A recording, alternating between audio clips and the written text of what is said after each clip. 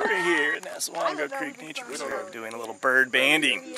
So bird banding is a great exercise. You know, scientists can come through and put these little individual numbered bands on each bird.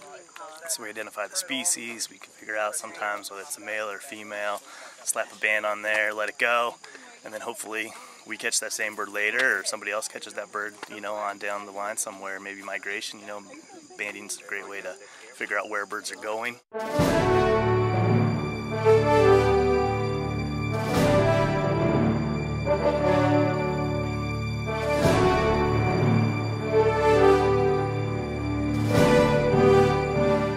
Fall migration birds haven't really started yet, so we're in a sort of a slump between two bird seasons. So what does that mean? We're catching only a few birds.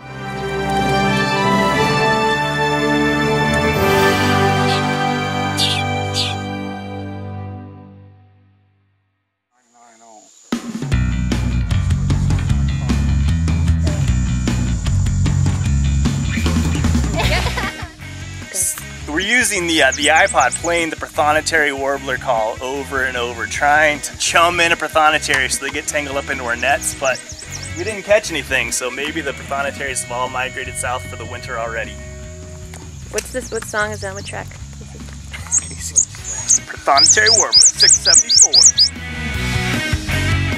So like we said, this is one of only 2 cavity nesting warbler species.